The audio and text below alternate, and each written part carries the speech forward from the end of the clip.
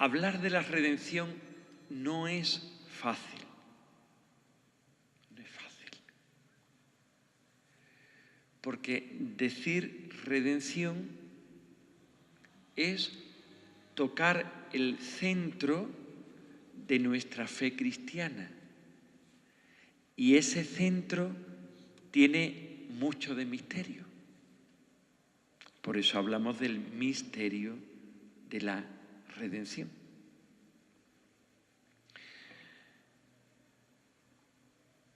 No pienso ni agotar ni abarcar todo lo que significa ese misterio, porque es inabarcable como misterio. Solo lo entenderemos cuando en el cielo veamos a Dios tal cual es y allí se nos revele plenamente lo que es este misterio insondable e infinito e inabarcable de la redención del hombre. Pero yo quiero lanzaros un titular periodístico, ¿vale? Como hacen los periodistas. El misterio de la redención es, ante todo y sobre todo, un misterio de amor. ¿Por qué? Porque Dios es amor y todo lo que hace Él es amor. Por lo tanto, si proyectó la redención del hombre, lo que le impulsó a Dios este proyecto de la redención fue el amor. Hablar de redención es hablar del amor de Dios.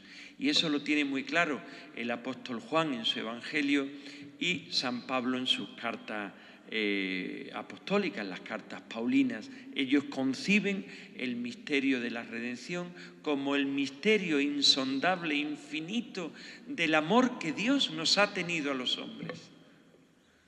Por eso para mí ha sido un gozo, casi una oración, prepararme esta charla, catequesis que vais a escuchar,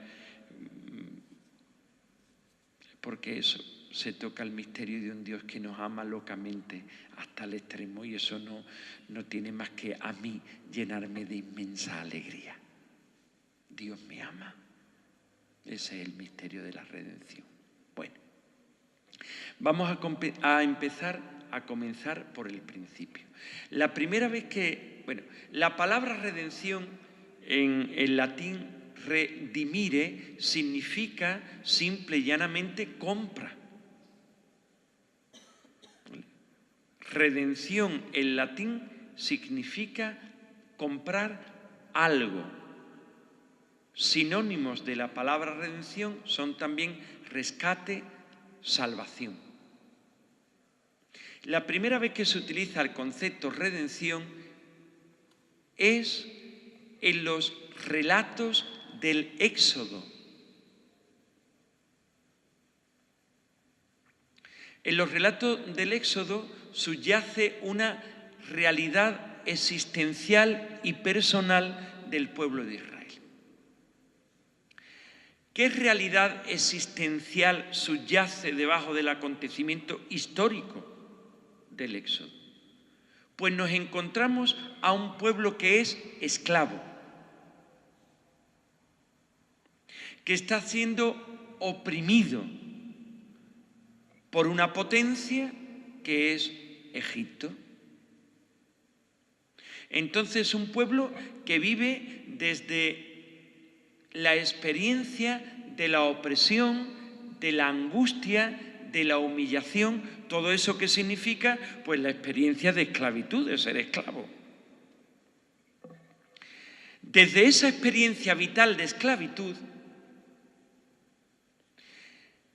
el pueblo de Israel no sueña ni por asomo en salir de esa realidad, porque es que no puede. ¿Qué puede hacer un grupo de esclavos en medio de lo que fue la primera potencia de la antigüedad, que fue Egipto?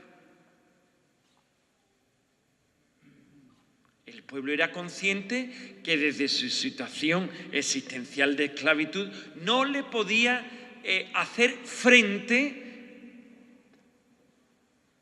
a una potencia tan fuerte como era Egipto. Es como si yo dijera, el domingo que viene, que es los días de fútbol, va a jugar el Arco Cruz de Fútbol con el Real Madrid. Eso ni por asomo. ¿Por qué? Porque un equipo tan débil ni por asomo piensa hacerle frente a un equipo tan fuerte. Sería catastrófico. Pues esa es la situación que tiene el pueblo de Israel. Esclavo, y ni por asomo piensa salir de esa situación de esclavitud, porque es que no puede humanamente. No puede hacerle frente al potencial y a la fuerza de Egipto. Pero he aquí que Dios escucha los gritos de dolor de su pueblo, como siempre hace.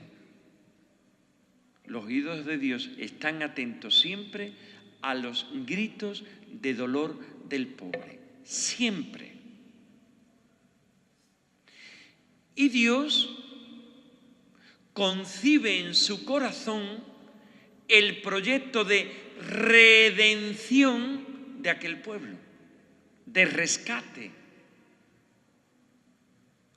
Entonces Dios pone en marcha la maquinaria redentora,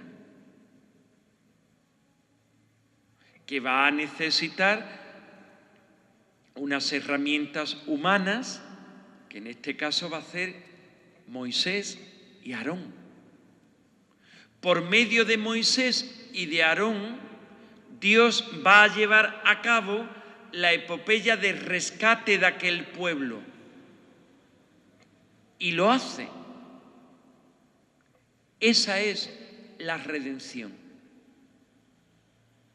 El pueblo no puede.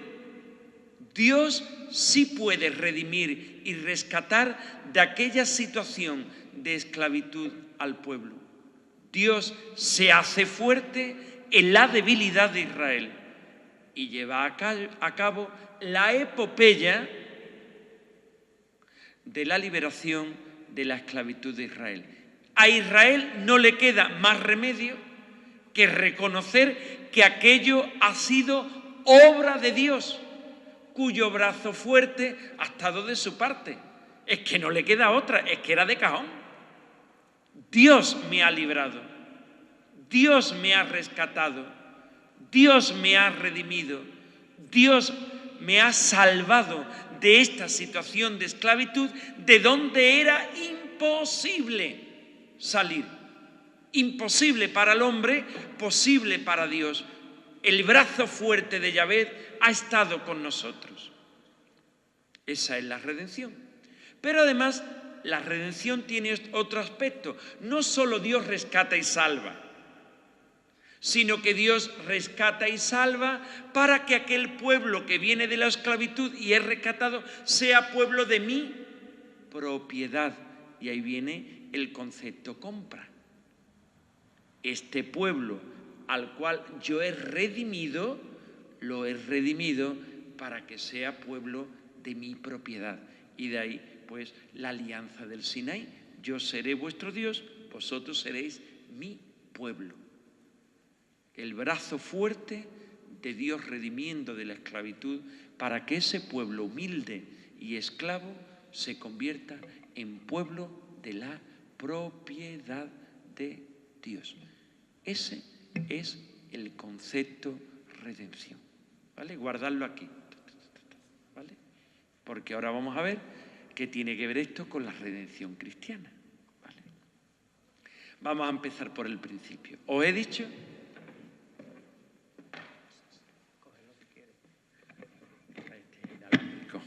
Estos son de los que me gustan a mí, los inalámbricos, los que te puede permitir mover. Bueno, empecemos por el principio. Hemos dicho que toda acción de Dios es acción de amor, porque Dios es amor, por lo tanto, y nada más que sabe amar. Yo siempre le digo a los chiquillos, Dios es muy torpe, hijo, pero muy torpe, muy torpe, muy torpe, muy torpe. Tenemos un Dios muy torpe, porque nada más que sabe hacer una cosa. Y serían los chiquillos así. Digo, sí, Dios solo sabe amar, porque es amor. ¿Vale? tenemos un Dios muy torpe, que solo sabe amar. Por lo tanto, todas las acciones que surgen de su corazón amante, porque tiene un corazón amante, son obras de amor y están impulsadas por el amor. La primera obra de amor que hace Dios en favor del hombre es la creación. ¿Por qué nos ha creado Dios? ¿Estaba obligado a crearnos? ¿Éramos necesarios? Pues no. Dios nos creó por pura libertad en el amor. Nos creó para que participáramos de su vida. Por eso nos creó a su imagen y semejanza. Dios crea por amor. Y sigue creando por amor a ti y a mí. Nos creó por amor para que participáramos de su vida. Entonces, lo que es Dios somos nosotros. Somos imágenes suyas. Lo que es Dios somos nosotros. Por eso es tan importante la imagen de Dios que tenemos. Porque según la imagen que tú tengas de Dios, la imagen del hombre. Si tú crees en un Dios vengativo, que las guarda, no, si yo tuviera que creer en ese Dios, era ateo, ¿vale? Pues no tiene nada que ver con el Dios de Jesús, ¿vale? Pero fíjate, mucha gente tiene imágenes distorsionadas de Dios, ¿vale?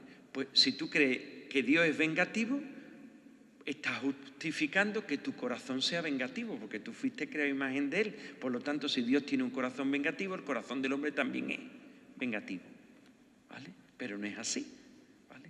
Entonces nos la jugamos en la imagen de Dios. Según la imagen de Dios que tengamos, pues eso es el hombre, ¿vale? Dios, lo dije el otro día, en la homilía me parece que fue, Dios tiene dos cualidades. Una, que a mí me encanta, lo dije el día de Todos los Santos. A mí me encanta esta cualidad de Dios, porque Dios, ¿os habéis preguntado alguna vez si Dios es feliz?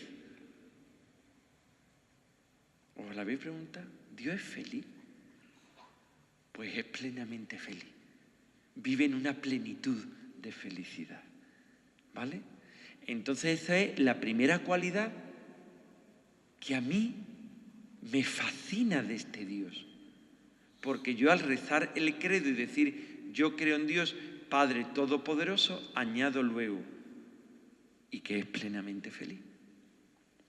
Porque de que Dios sea plenamente feliz depende tu vocación. Si Dios es feliz y te creó a ti a su imagen y semejanza, es que tú tienes vocación también a la felicidad. Dios te crea para ser feliz, nada más. Sé feliz, por favor, nos dice Dios todos los días, que te creé para que fueras feliz.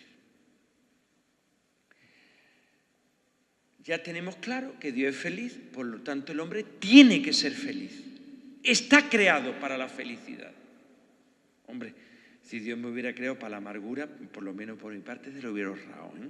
Porque yo para la amargura no quiero vivir, ¿vale? Pero no fue así. Dios nos crea para la felicidad. La segunda pregunta es, ¿cómo consigue Dios vivir feliz?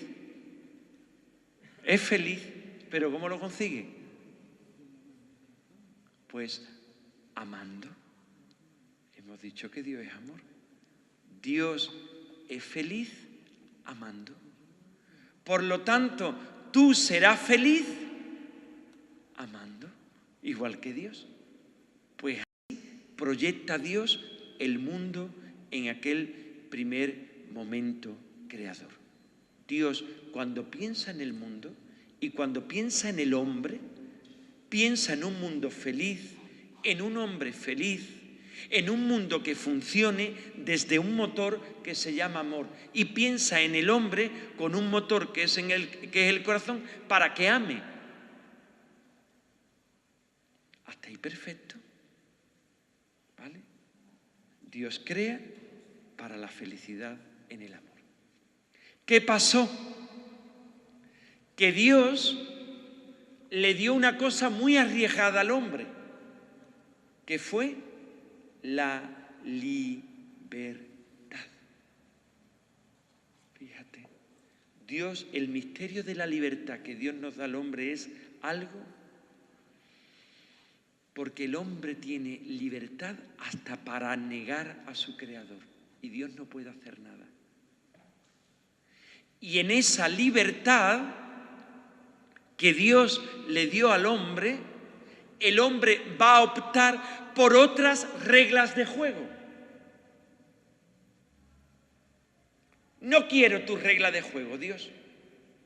No quiero funcionar desde el amor. No quiero.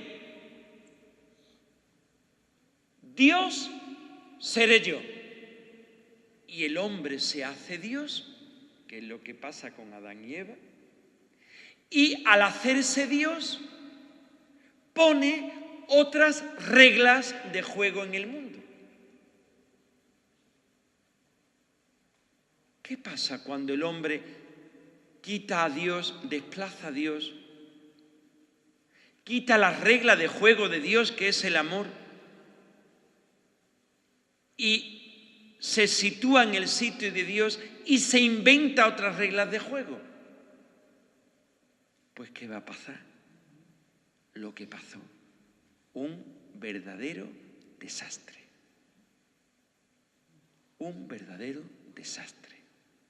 Dice una leyenda, y esto forma parte de la leyenda, que cuando Dios crea al hombre, le da el proyecto, el arquetipo, el plano del mundo. El proyecto que Dios tenía para el mundo se lo da al hombre para que lo realice. Pero el hombre rompe ese proyecto de Dios y empieza a construir un mundo como le da la gana. Y dice que cuando el hombre rompe ese proyecto que Dios tiene para el hombre, que es de felicidad en el amor, los ángeles del cielo lloraron al ver lo que había hecho el hombre. Se había perdido. Y perdiéndose así, se había perdido el mundo. Y el hombre, en vez desde el amor, empieza a vivir desde el no amor. Y se mete el misterio del mal y del pecado en el corazón del hombre. Muchas veces nos preguntamos, ¿por qué hay tanto mal en el mundo? Pues muy simple, porque el hombre en su libertad opta por el mal, porque Dios nos crea para el amor, pero rompemos las reglas de juego de Dios y ponemos las nuestras, rompemos su proyecto y hacemos los nuestros. Ahora el hombre tuvo que construir un mundo según sus proyectos y sus leyes, con lo cual hizo un mundo desastroso. Vamos, estamos en un mundo desastroso. ¿Vale? Y se mete en una dinámica de pecado, que es lo que llamamos el pecado original. Cuando nos decían, en el bautismo se nos limpia el pecado original, como si el pecado original fuera una mancha. Eso es mentira. El pecado original no es una mancha que tú te limpias en el bautismo. El pecado original es una inclinación con la cual nace el hombre por venir a un mundo que tiene una estructura de pecado. Es una inclinación que tenemos hacia el mal. El bautismo lo que hace es, pues bueno, si yo estoy así, tirarte y ponerte derecho, para que no te inclines al mal. Ese es el pecado original. Una inclinación que traemos de defecto, un defectito de fábrica que traemos, que nos inclina en más que a la virtud, al mal. Entonces es como si nos ataran una cuerda al otro lado y nos hicieran en el bautismo clac, para que andáramos derecho y no inclinados al mal. Ese es el pecado original. ¿Por qué? Porque nacemos en una estructura ya donde el pecado es el que manda. Y si tú naces en una estructura donde el pecado es el que manda, tú naces inclinado al pecado. Es muy sencillo. Vamos a ver. Yo voy a coger a un niño, para que entendáis con este ejemplito lo que estoy diciendo, porque es importante para entender lo que luego es la redención. Yo cojo un niño y lo crío a ese niño en un ambiente de violencia, de delincuencia, de violencia, y el niño desde que es chico, el niño violencia, delincuencia, violencia, delincuencia, el niño ¿qué va a hacer? De cajón es una regla de 3. El niño va a ser un violento y un delincuente. ¿Por qué? Porque en la estructura donde ha vivido no ha conocido otra cosa. Figuró que no ha conocido otra cosa. Entonces el niño nace inclinado a la violencia y a la delincuencia. ¿Vale? Pues más o menos es lo que nos pasó a los hombres, lo que nos pasa a los hombres. Por esa opción, por el no amor que hizo el hombre, pues nos inclinamos pues al mal. Bueno. Hicimos este mundo que estaba pensado para que fuera la caña de maravilloso, y que todos los hombres fueran felices, pues hicimos un verdadero desastre. Como Dios es amor,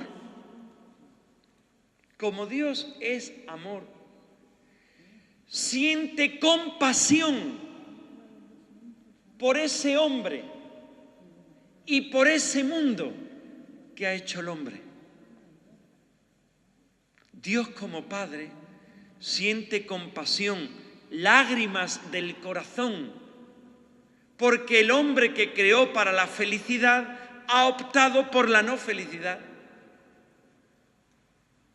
Porque este mundo maravilloso en el que pensó Dios es un verdadero desastre. El hombre le ha hecho un verdadero desastre. Entonces Dios llora en el corazón, llora en su corazón de Padre compasivo. ¿Y qué dice? Le daré al hombre una segunda oportunidad. Y se la daré con mi Hijo, con Cristo.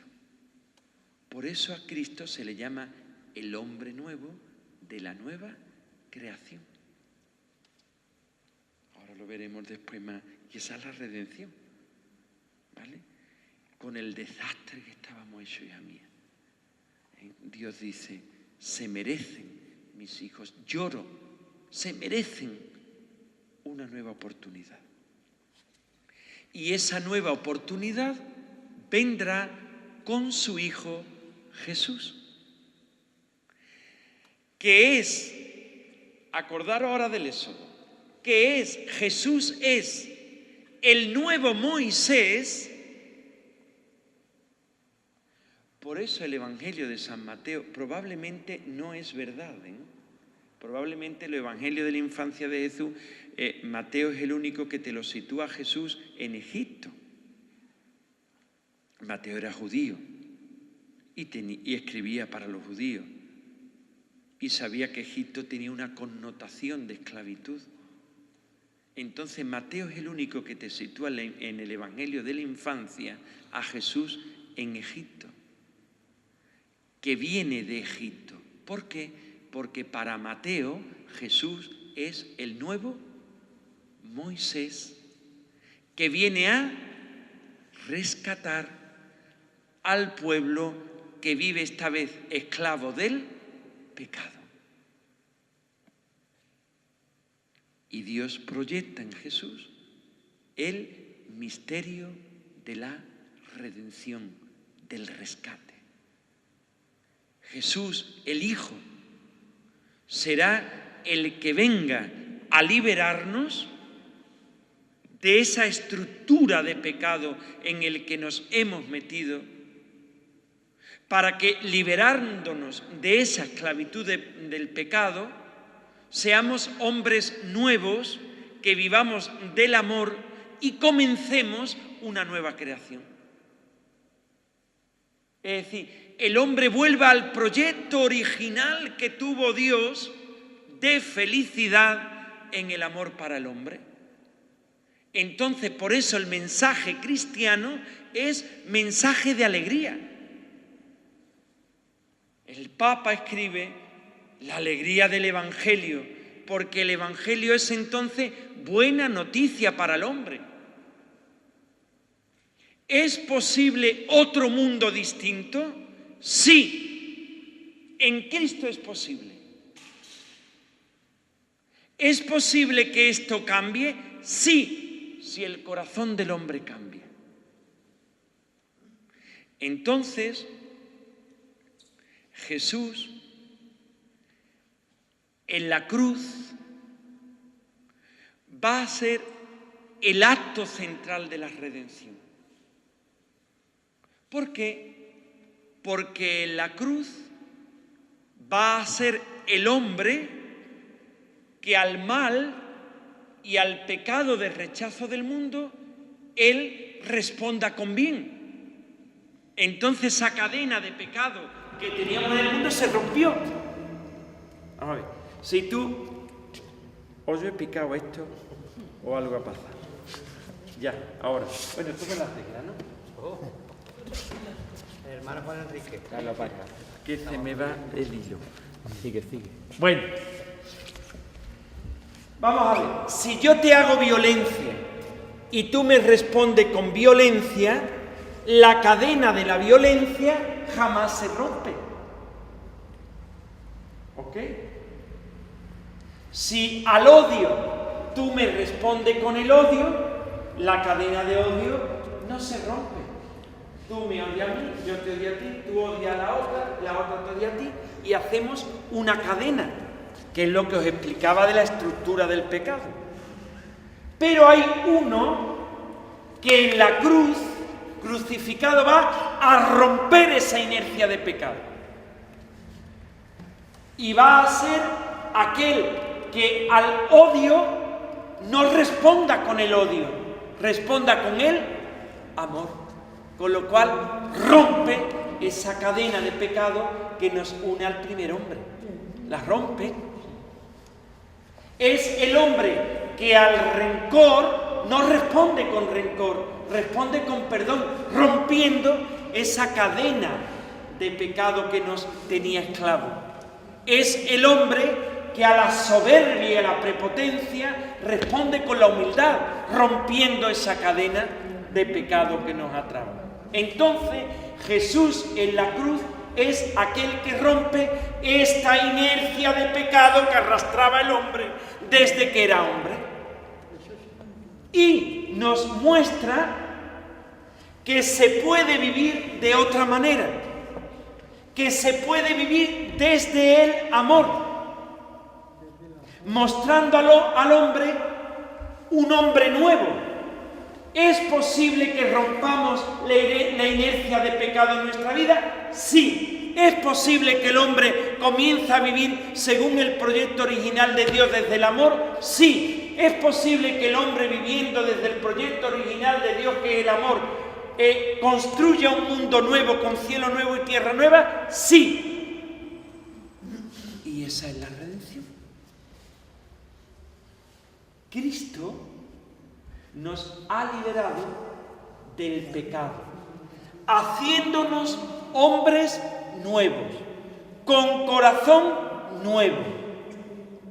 Un corazón que funcione desde el amor, y para que siendo hombres nuevos y funcionemos con una ley nueva, que es el amor y no ya el pecado, construyamos un mundo nuevo.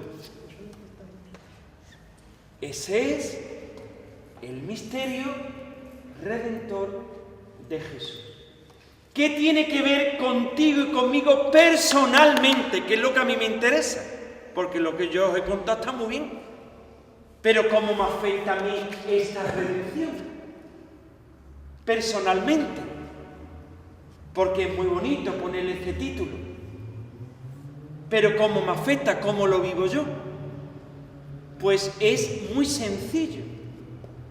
Jesús te invita en tu vida a romper y pisotear el pecado y a vivir con un corazón nuevo, que para eso la gracia te da un corazón nuevo, y empieces a vivir de forma nueva, con corazón nuevo, y construya un mundo nuevo. Eso es como nos afecta la redención. Jesús, el hombre nuevo, el hombre que funciona desde el amor, nos invita a vivir como hombres nuevos. no desde la ley antigua del pecado, sino desde una nueva ley, que es la ley del amor. Por tanto, que Cristo me haya redimido no significa que yo sea pasivo ante la redención. Yo no soy sujeto pasivo ante la actitud redentora de Jesús, sino abrazando esa redención, me dejo transformar por la gracia un corazón nuevo para vivir como hombre nuevo y construir el mundo nuevo. Mirad, el ejemplo más perfecto de los efectos de la redención lo tenéis en la Virgen María. Vamos a celebrarla ya mismo en el misterio de la Inmaculada Concepción. Bueno, este misterio, mira, estamos en una casa franciscana, que eran inmaculistas. Y tenemos ahí otra casa dominica, los dominicos, que fueron maculistas. Esto es una guerra durante siglos, ¿vale? Andalucía y España se caracterizó en defender desde siglos, y Sevilla enarboló la bandera inmaculista. La Virgen María es inmaculada, limpia y pura, como la limpia y pura del postigo, ¿vale? Se caracterizó. ¿Qué significa el misterio de la Inmaculada? Pues es muy sencillo. ¿Qué pasa? Que la Virgen no necesitó ser redimida por su Hijo, no, sino que en virtud, teniendo en cuenta ya Dios la redención de Jesús, la preserva a ella del pecado para que en el mundo haga presente el hombre que va a nacer de este misterio redentor, que es un hombre sin pecado. Entonces, la Virgen María es el fruto más hermoso de la redención, la que nos deja claro qué efecto tiene sobre nosotros el misterio de la redención. Es la mujer que por la redención vive sin pecado, con un corazón nuevo que ama. Lo que es ella, la redimida por excelencia sin pecado, tenemos que ser nosotros. Así que se entiende perfectamente el misterio de la redención cuando miráis a la Inmaculada Virgen María. En la iconografía, voy a pasar ahora de página, ¿vale? Ahora, si queréis, me preguntáis lo que no os haya quedado claro. He intentado triturar muchísimo el misterio de la redención. Tiene más connotaciones, ya os digo.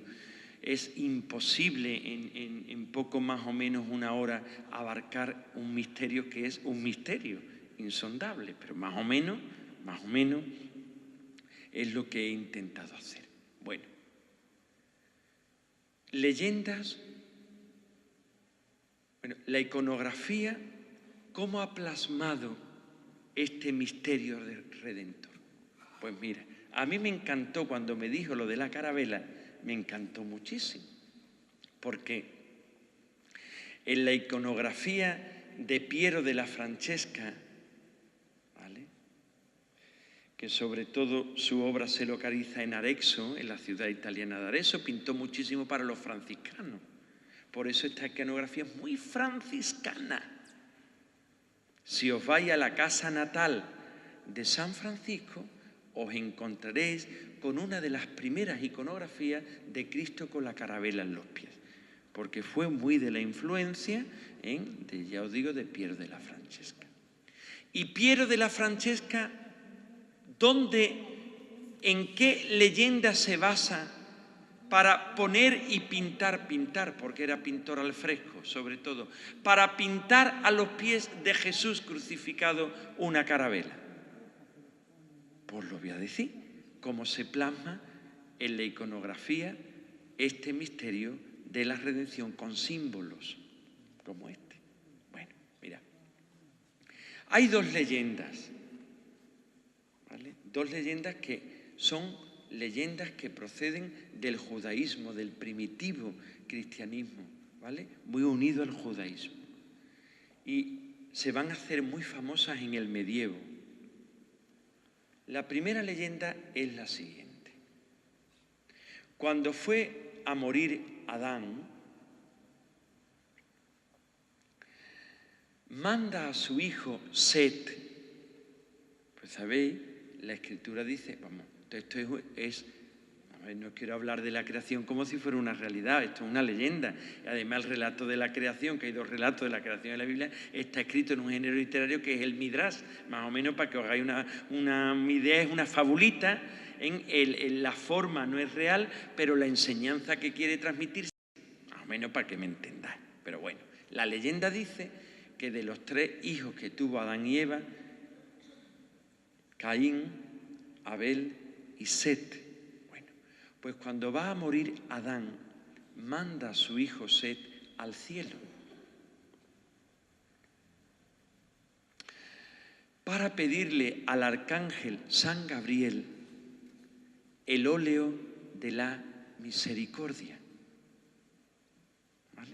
El óleo de la misericordia es el aceite que con la misericordia lo libraba de esa desobediencia que había cometido contra Dios, ¿vale? Pues manda a su hijo José al cielo, al arcángel San Gabriel. El arcángel San Gabriel le niega el óleo de la misericordia. La leyenda tiene 2 o 3 matices distintos según desde donde la fuente es donde la tome. Pero bueno, esta es la que más me gusta a mí. Y más o menos todas coinciden en lo mismo. El ángel Gabriel le niega el óleo de la misericordia, pero le da a su hijo Set 3 ramitas del árbol de la vida que había en el paraíso. Le dice Gabriel, mira, no te voy a dar aceite, pero te voy a dar 3 ramitas, esquejes del árbol de la vida que estaba en el paraíso. Y Set, al morir su padre, se los metió debajo de la lengua a Adán, los 3 esquejes del árbol de la vida. Con el tiempo, aquellos esquejes van a hacerse un gran árbol, que muchos dicen que era un cedro, otro que era un ciprés y otro que era un olivo.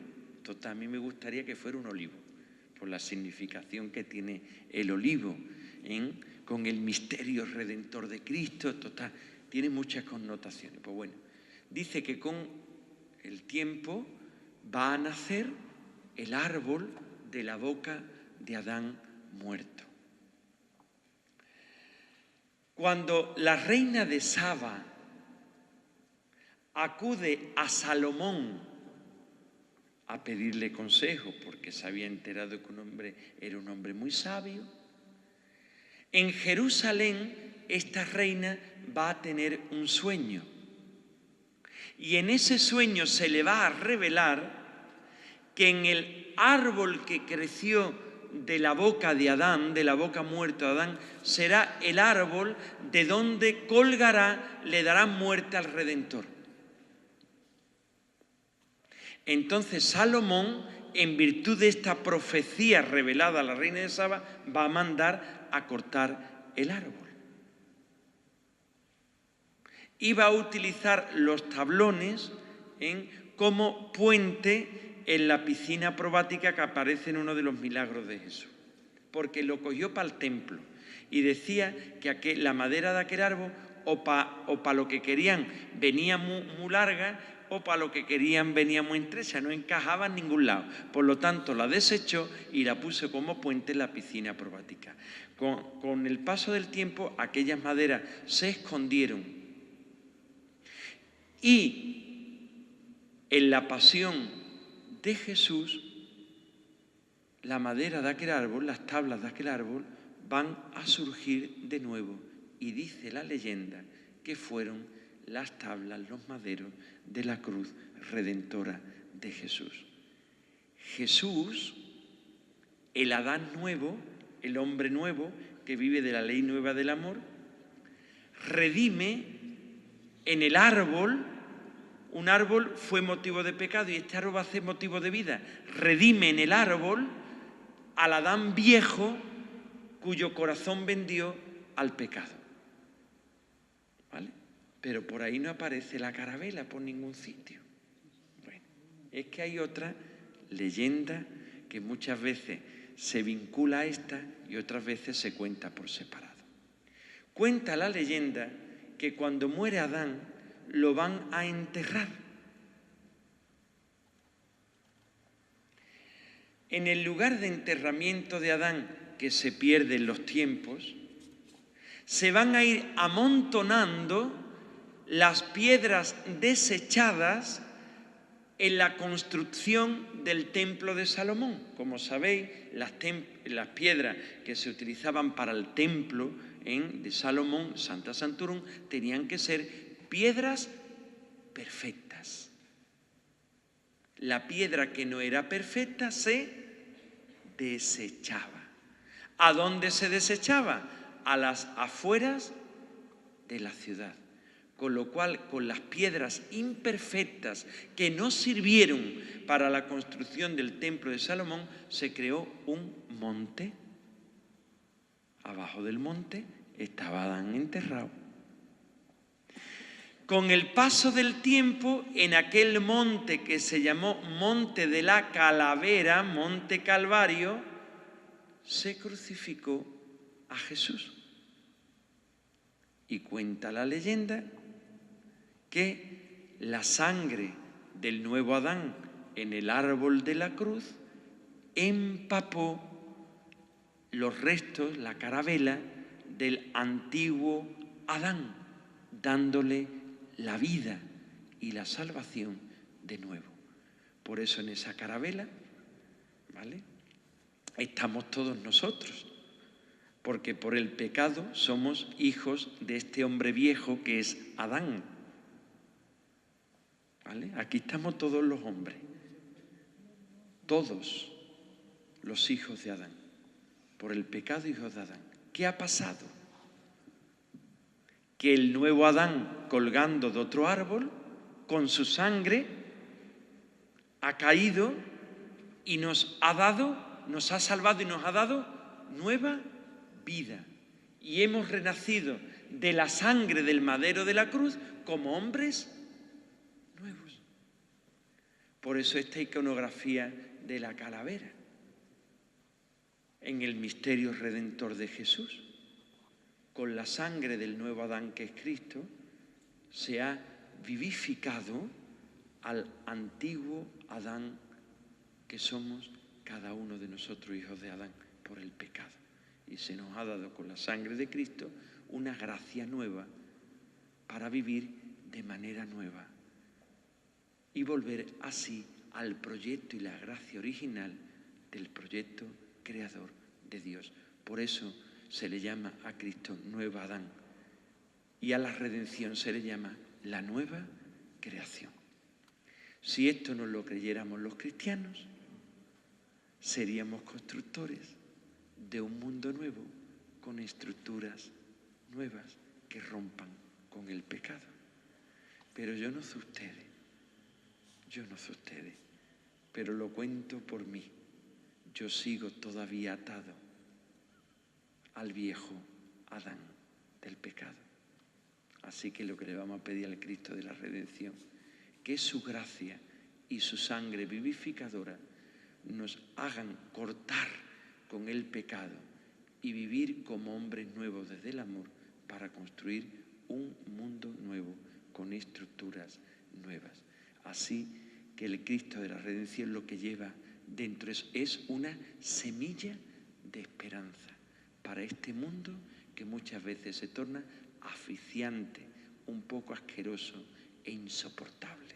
Él es la semilla de esperanza de que otro mundo es posible y de que un mundo nuevo es posible si tu corazón se hace nuevo y cambia.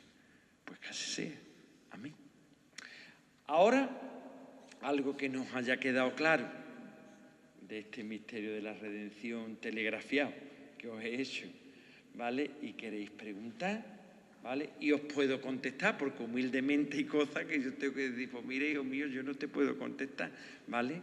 Pero, y que yo pueda contestar, pues aquí estoy, vamos a dejar al antiguo Adán allí.